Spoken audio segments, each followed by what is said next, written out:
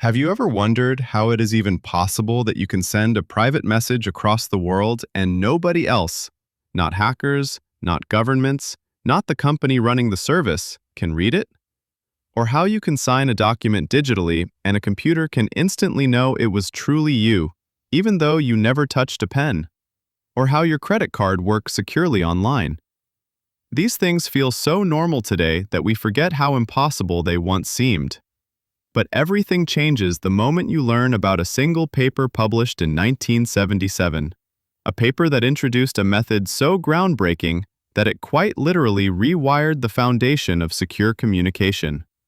Today you're about to hear the story of that method, what we now call RSA, and I promise, by the end, you're going to walk away with a shockingly clear understanding of how this magic actually works underneath the surface.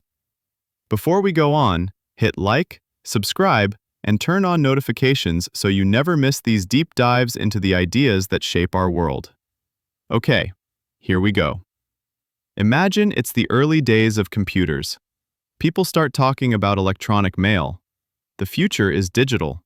But immediately, there's a huge problem. How can you keep your messages private? And how can you prove that a message really came from the person who says they sent it? Before RSA, if you wanted to send someone an encrypted message, you both needed to secretly share a key ahead of time, like agreeing on a secret password in person. That meant face-to-face meetings, couriers, trusted intermediaries, or physical delivery. If you didn't share the key securely, your encryption was useless. That key distribution problem made strong privacy impossible at scale. Imagine trying to run online banking if everyone needed a secret in-person meeting first. Now enters the idea that changed everything. A system where the key used to lock a message can be public, literally visible to the entire world, while the key to unlock the message stays private, known only to the receiver. That sounds insane, right? Like giving everyone a padlock, but keeping the only key to open it. This is the basic genius of a public key cryptosystem. Diffie and Hellman proposed the concept, but they didn't have a working system. RSA is the first practical one. And the secret trick behind RSA is something called a trapdoor one-way function. Here's the simple idea.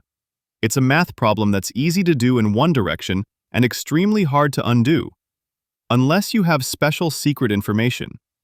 Think about mixing paint colors. It's easy to mix red and blue to get purple. But try going backwards. Look at the purple paint and figure out the exact shade of red and blue used. Almost impossible. RSA works the same way, except with numbers so enormous that even the fastest computers in the world can't unmix them. So how does RSA actually work? Let's break it down in human language. First, you choose two really big prime numbers. Primes are numbers like 7, 11, 13, numbers that can only be divided by 1 and themselves. But RSA primes are gigantic, over 100 digits long each. You multiply those primes together, that product, called n, is made public. Everyone sees it. But here's the catch. Multiplying the primes is easy, but figuring out the two primes you multiplied is ridiculously hard. That problem, factoring large numbers, is so hard that it's the backbone of RSA's security. Next, you choose a private exponent, call it D, and then compute a public exponent, call it E, that works mathematically with your primes in a special way. You make E and N public. You keep D and the original primes secret. Now anyone in the world can encrypt a message for you. They turn their message into a number, raise it to the power E, and take the remainder after dividing by N. That's the ciphertext. Only you can decrypt it because only you have D. Someone might ask, why can't a hacker just use the public information to figure out the private key? Because doing so would require factoring N, figuring out the two prime numbers P and Q that you multiplied together, and that problem becomes practically impossible as the numbers get large.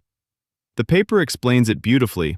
For a 200-digit N, even the fastest known methods would take billions of years.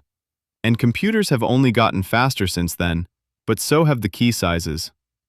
Breaking RSA is like trying to guess two secret 100-digit numbers multiplied together, and every wrong guess is astronomically, laughably far away from the right answer.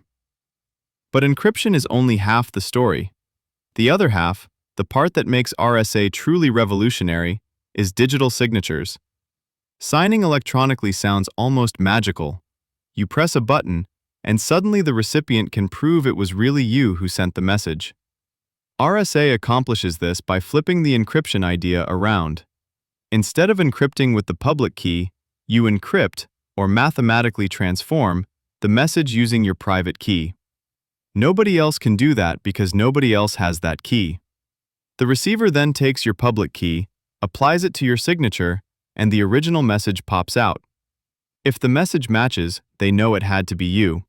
It's like leaving a wax seal on a letter. Anyone can admire the seal, but only you have the stamp that makes it. The authors emphasize something incredibly important. A signature isn't just authentication. It's proof, something you can take to a judge. If someone claims, "I never sent that," the digital signature mathematically proves they did. A message signed with RSA can't be forged, can't be altered without detection, and can't be denied later. This idea powers everything from secure email to online contracts to software updates. So how do we know RSA works? The paper walks through the underlying math with something called Euler's theorem. Thankfully, you don't need to understand the theorem to appreciate the point. The relationship between E, D, and N ensures that encrypting and decrypting are perfect opposites. If you encrypt with the public key and decrypt with the private key, you get back the original message. If you encrypt with the private key, that is, sign a message, then applying the public key recovers the original message too. In both directions, the math snaps together cleanly like puzzle pieces. And the authors make sure you know this doesn't just seem to work, they prove it. But what makes this paper so visionary is that it's not only theoretical. RSA wasn't just an idea, it was built to be practical. The authors describe how to do modular exponentiation efficiently, how to generate giant primes, how to test if a number is prime without factoring it, how to compute E and D efficiently, and even how to format messages so encryption works smoothly. They give a tiny example with small numbers, nothing secure, but perfect for teaching, so anyone can work through the process step by step. And then they go even further. They analyze every possible way someone might try to break RSA. Could someone factor N? That's the primary fear. The paper lists the fastest known factoring algorithms and shows they still take longer than the age of the universe for large N. Could someone compute phi of n without factoring n? If they could break RSA. But the authors show calculating phi of n is just as hard as factoring n. Could someone guess d by brute force? No, because knowing d would also allow factoring n, so guessing it is no easier than cracking the whole scheme. Could someone decrypt messages in some clever way without factoring n? The authors argue that if anyone found such a method, it would probably imply a fast factoring algorithm, and none exists. In short, every path to breaking RSA collapses into the same monumental difficulty. Factoring huge numbers is just really, really hard. And that's why RSA still works today. But the paper doesn't stop there. It even talks about practical concerns, how a system might store public keys, how to avoid accidentally needing to chop up signed messages when encrypting them, how public directories might work, and why each user might carry two keys, one for signing, one for encryption. These details show just how carefully the authors thought through the future. They weren't just inventing math, they were building a real system for a real digital world. Looking back, they basically predicted modern cybersecurity before the internet even existed. Every secure website you visit, every app that uses HTTPS, every bank transaction, every software update, every encrypted chat. Somewhere in that chain, the ideas of this paper are at work. When you tap Send and your message travels safely across the world, RSA is often the first handshake that makes sure the whole conversation is secure. It has become so foundational that most people don't even know they're using it constantly. And remember, all of this started with 3 researchers exploring a simple question: can privacy and trust survive in a digital world? Their answer not only survived, It became the backbone of digital civilization.